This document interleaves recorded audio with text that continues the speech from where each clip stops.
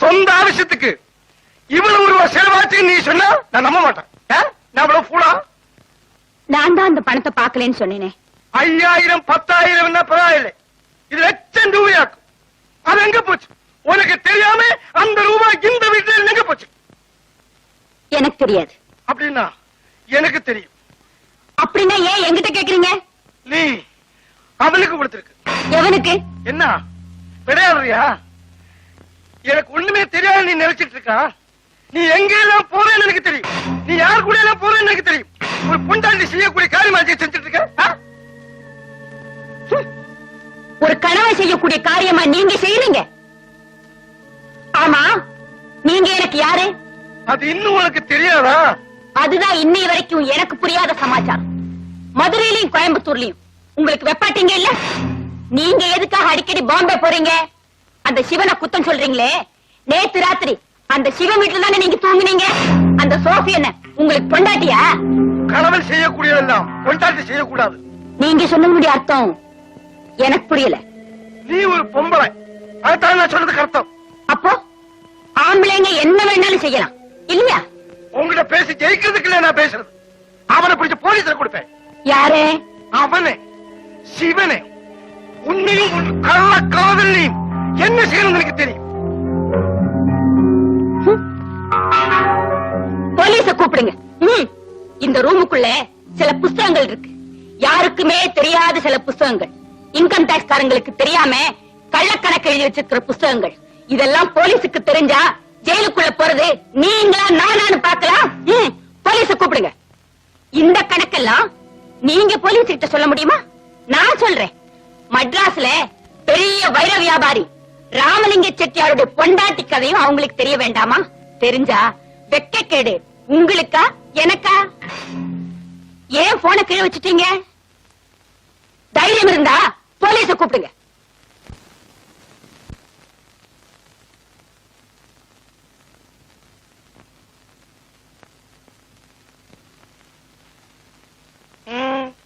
என்ன வேணும்? இங்க நீ யார பாக்குறதுக்கு வந்த? അങ്ങേ അല്ലാതെ പിന്നെ ആരെ എനിക്കിവിടെ കാണാനുള്ളത്? என்ன பாக்குறதுக்கு மட்டும் வந்த? நன்றி கெட்ட நாயே, உன்னை இந்த வீட்டுக்கு வரவழைச்சு இந்த நிலைமையில் ஆக்கிறது என் வீட்டில, என் பெட்ரூமில, என் பொண்டாட்டி கூட படுக்கிறதுக்கு. இனிமே நீ இந்த வீட்டுல வரக்கூடாது. நான் உன் வீட்டிலே வரமாட்டேன். ஜாக்கிரதையா இருக்கணும். இல்ல ஒரு சமம் டெட் பாடி மദ്രാസിல் ஏதாவது குப்பையில கிடப்பேன். Get out.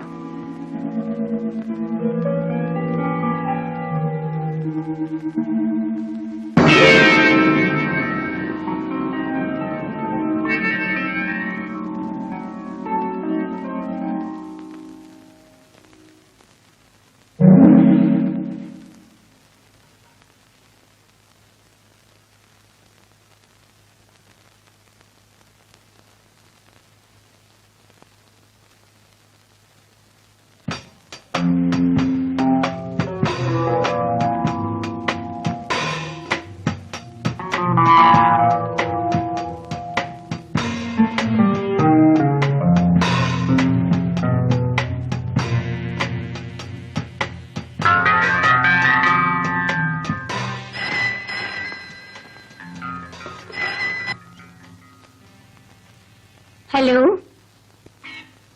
ஆமாங்க, நான் கமலம்மா பேசுறேன்.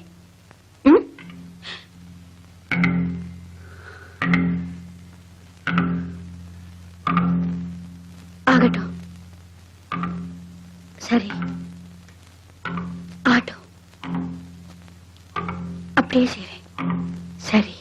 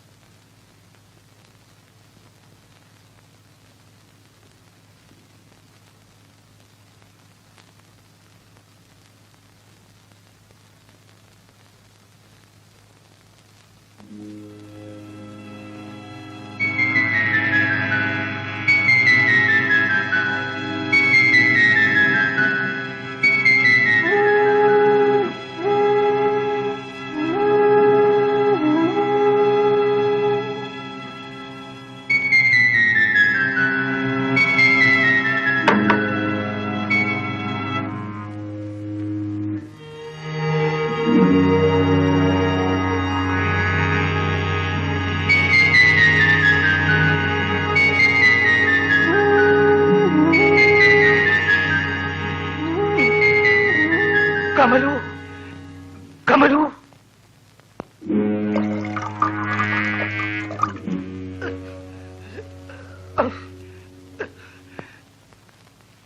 കമലു,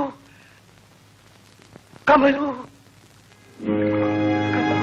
കമലു, കമലു, കഴിച്ചു വലിക്കുന്നമ്മ, അമ്മ,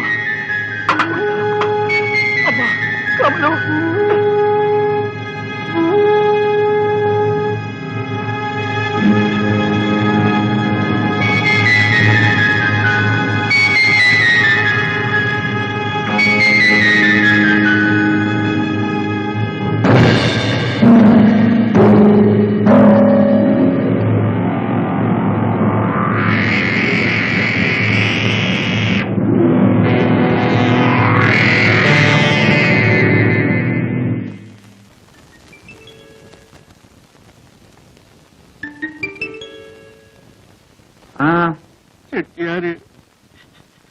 ചെട്ടിയാര് മരിച്ചു.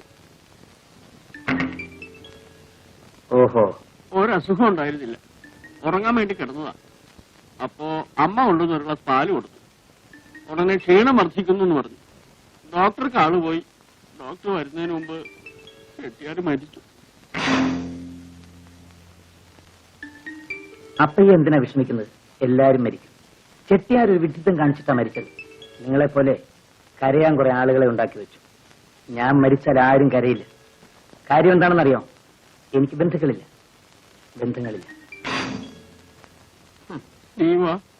വേഗം ചെല്ല. അയ്യോ, ഞാൻ എന്തിനാ വരുന്നത്? അവരൊക്കെ വലിയ ആൾക്കാർ. അവിടെ എന്നെ പോലുള്ളവർക്ക് എന്താ കാര്യം? അതിനുള്ള നിലയും വില എനിക്കുണ്ടോ? അപ്പയ്യ പൊയ്ക്കോളൂ, പൊയ്ക്കോളൂ.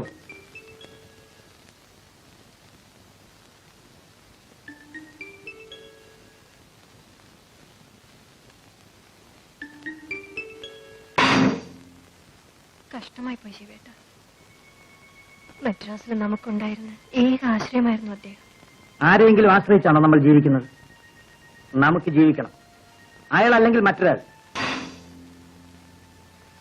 ശിവേട്ടൻ തീരെ മനുഷ്യത്വമില്ലാതെയാണ് സംസാരിക്കുന്നത്. ജീവിക്കണമെങ്കിൽ അതില്ലാതിരിക്കുക നല്ലത്. ഇവിടെ ആർക്കാ മനസാക്ഷിയുള്ളത്?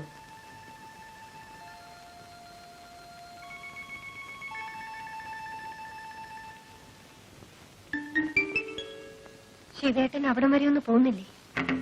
പോകണം, പോകും.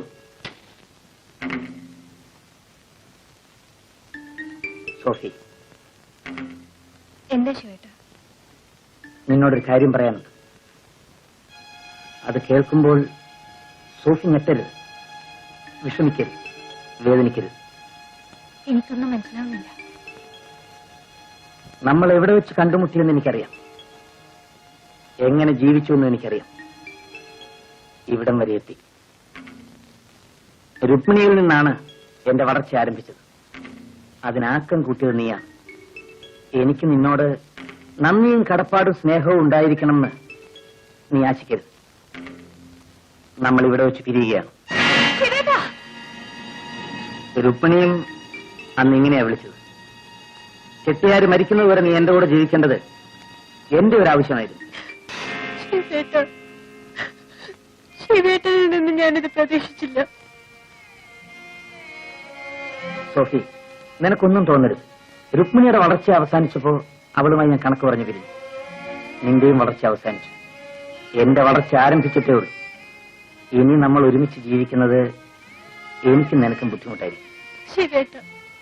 ശിവേട്ടനെ വിശ്വസിച്ചാണ് ശിവേട്ടൻ പറയുന്നത് എന്ത് ഞാൻ ചെയ്തത്. ശിവേട്ടൻ എന്നെ ഉപേക്ഷിച്ച ഞാൻ എങ്ങോട്ട് പോകും? എങ്ങനെ ജീവിക്കും? ഇതേ ചോദ്യം രുക്മിണിയും ചോദിച്ചത്. അവള് പോയില്ലേ? അവള് ജീവിക്കുന്നില്ലേ? അതുപോലെ നീയും ജീവിക്കും. ഈ വീട്ടിൽ നിന്ന് നിനക്ക് എന്ത് വേണമെങ്കിലും എടുക്കാം. നീ ചോദിക്കുന്ന എന്തും തരാം. പക്ഷേ എന്നെ മാത്രം ചോദിക്കരുത്. രുക്മിണി ഇറങ്ങിപ്പോയ വാതിൽ തുറന്നു കിടക്കുകയാണ്. നിനക്കും അത് തന്നെയാണ് വഴി.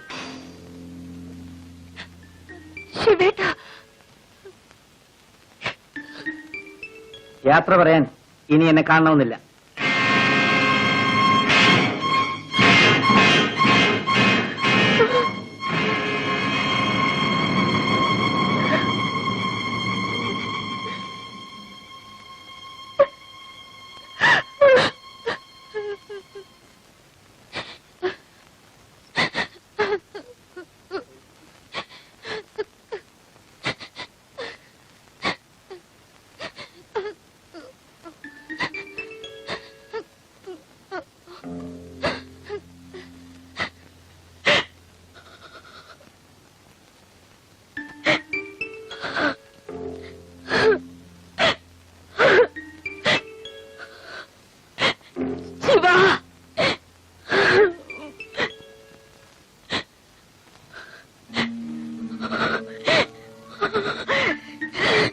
കരയാതിരിക്കൂ.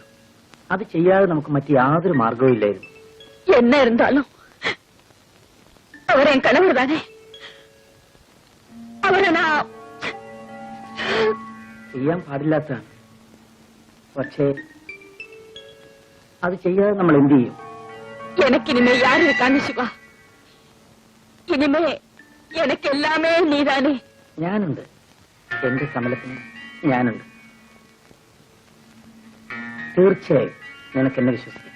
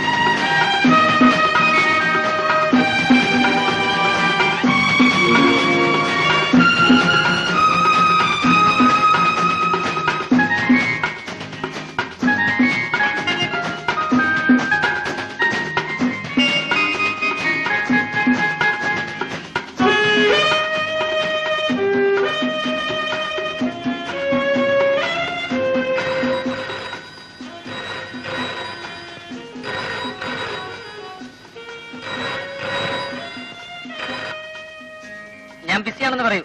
ആര് വിളിച്ചാലും 1 മണിക്കൂർ കഴിയാതെ ഒരു കോളും കണക്ട് ചെയ്യരുത്.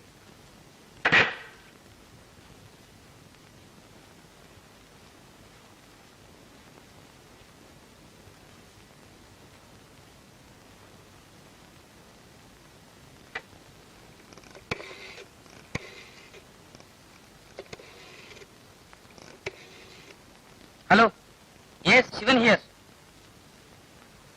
കമലല്ലേ? ശരി ശരി, ഞാൻ വൈകുന്നേരം വരാം.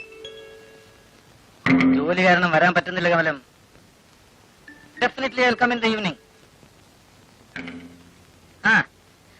ഞാൻ ഒരു അത്യാവശ്യ കാര്യം പറയാനാണ് വിളിച്ചത്. എനിക്ക് 1 ലക്ഷം രൂപ വേണം. ഒരു ചെക്ക് മീറ്റ് ചെയ്യാനുണ്ട്. 50,000 കൊടുത്തയക്ക്. ഞാൻ പറഞ്ഞില്ലേ, വൈകുന്നേരം തീർച്ചയായും വരാം.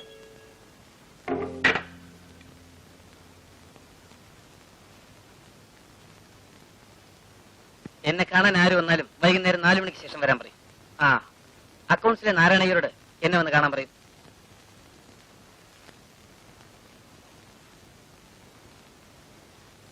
എടാ ശിവ, 50,000 രൂപയുണ്ട്. അമ്മ തന്നയച്ചതാ. നിന്നെ ആ കൃഷ്ണവേണി അന്വേഷിച്ചു. അവളിപ്പോ എവിടെ താമസം എന്നറിയാം? ജമിനിയുടെ പുറയിലെ കല്യാണ മണ്ഡപം ഉണ്ടല്ലോ, അതിന്റെയും പുറയില. അവൾക്ക് ഇവിടെ വന്ന് നിന്നെ ഒന്ന് കാണണമെന്ന്. ഞാൻ പറഞ്ഞു, അയ്യോ അങ്ങോട്ടെങ്കിലും ചെന്നു പോലേ, അവനിപ്പോ പഴയ ആളൊന്നുമല്ല. തന്നോടാ പറഞ്ഞത് എഴുന്നേക്കാൻ. മേലിൽ ഇവിടെ വരരുത്. താൻ ഇന്നും പഴയ അപ്പയ്യാണ്. ഞാനിന്ന് പഴയ ശിവനല്ല. പക്ഷെ താനത് ഓർക്കുന്നില്ല. നീ പഴയതെല്ലാം മറന്നു. നിന്നെ ഞാൻ ആദ്യം കണ്ടുമുട്ടിയ ദിവസം നീ ഓർക്കുന്നു. നിന്നെ ഇവിടെ എത്തിച്ചതാരാണെന്ന് നിനക്കറിയാമോ? എനിക്കെല്ലാം ഓർമ്മയുണ്ട്. ഞാനൊന്നും മറക്കാറില്ല. അതുകൊണ്ട് തന്നെയാണ് തന്നോട് ഇവിടെ വരരുതെന്ന് പറഞ്ഞത്. താൻ എന്റെ ഭൂതകാലത്തിന്റെ നിഴലാണ്. പറഞ്ഞത് കേട്ടില്ലേ?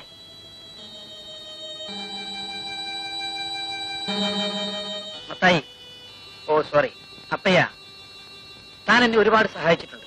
അതിന്റെ പ്രതിഫലമായി തനിക്ക് എത്ര പണം വേണമെങ്കിൽ ഞാൻ തരാം. പെണ്ണു ആർക്ക് വേണോടാ നിന്റെ പണം?